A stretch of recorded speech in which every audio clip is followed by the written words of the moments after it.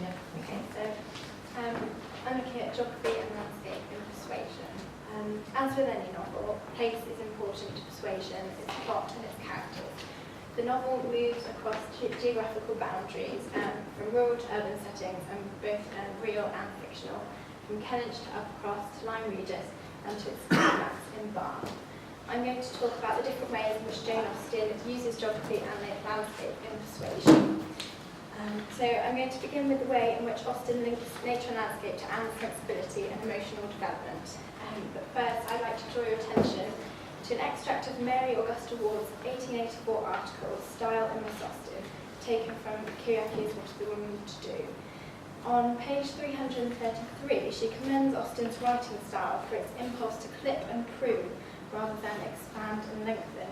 She says, restraint is her determining quality, and that which is considered admirable in Austen's writing.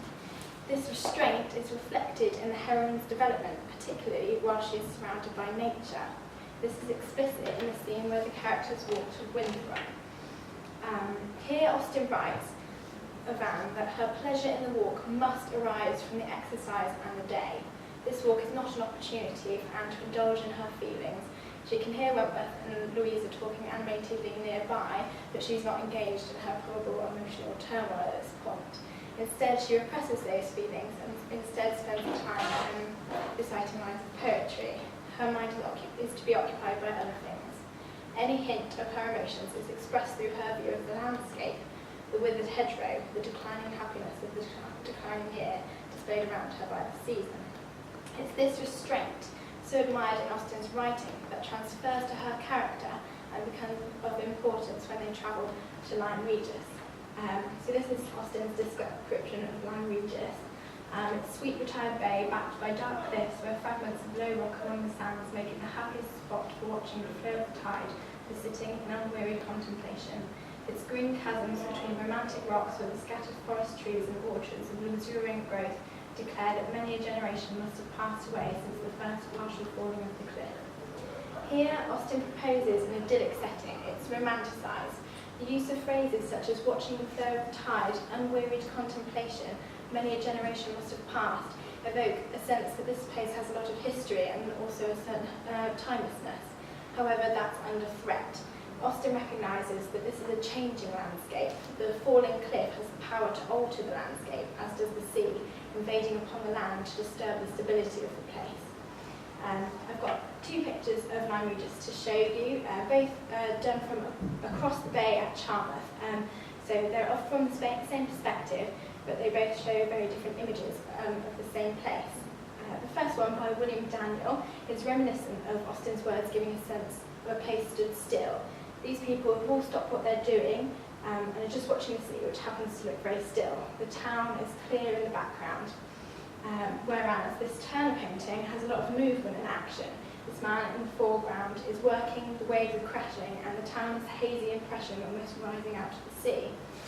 This one evokes more of the fragility of the landscape and its relationship to this powerhouse, which is the sea.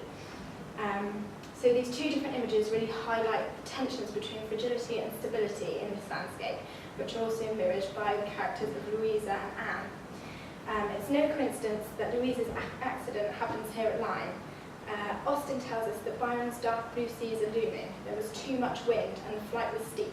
All these details evoke an ominous image of the setting surrounding Louisa's fall, brought on by her overexcited childish whim or her excessive romanticism. In contrast to Louisa's behaviour, Anne's developed sensibility is showcased here. Whilst the other ladies react dramatically, Mary screams, "She's dead," and Henrietta is to have lost her senses, Anne, in contrast, remains calm, in control of both her emotions and therefore the situation.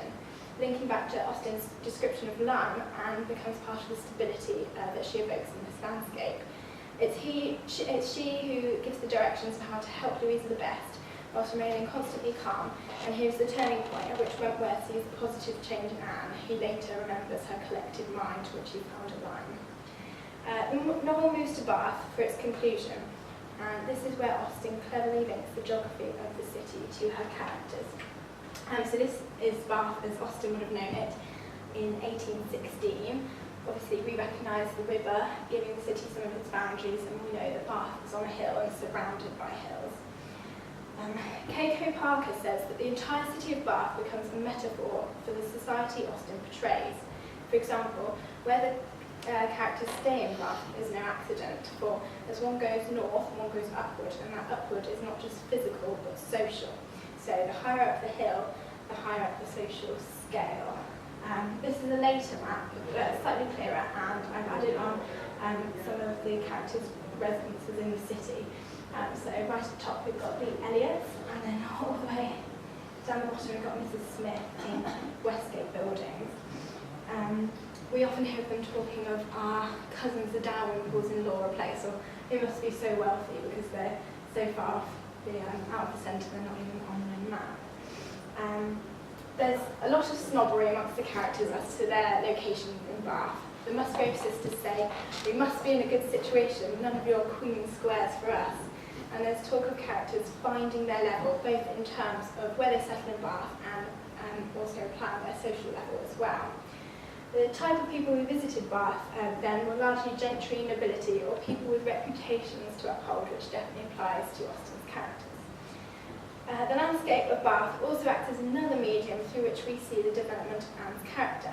Right at the beginning of the novel, we are told that Anne disliked Bath and did not think it agreed with her. This opinion is voiced throughout. Though on arriving in Bath, she must sigh that her father should find so much to be vain of in the littlenesses of a town. But if not her opinion, then her view of the city does change, and we can link this to developments in her relationship with Wentworth. Where on page 268 she faces a toilsome walk to Camden Place, less than 20 pages later, after Anne and Wentworth have declared their feelings to each other, the same walk is no longer hard work. Instead, they slowly pace a gradual ascent. So, as at Winthrop, Anne's feelings are again expressed through the way she experiences her environment. So, to conclude, the use of geography and landscape in persuasion is vital to persuasion to subtly express ideas such as Anne's emotional development and sensibility. That's employed throughout the whole of the novel. Geography and landscape also sets up events such as Louisa's fall at Lyme Regis, and it's also used as a metaphor to illustrate the social hierarchy of the characters in Bath. That's my opinion. Okay, that's great. Thank you. Did you use anything from? Yes, it was the bottom one, but I used the original. Oh, I see. So you took it from the extent, yeah. but you used a different version of it. Great. That's really nice. I've got my hand on that. That was all I wanted to know. Do you know? Okay. Thank you. Thank you. Okay.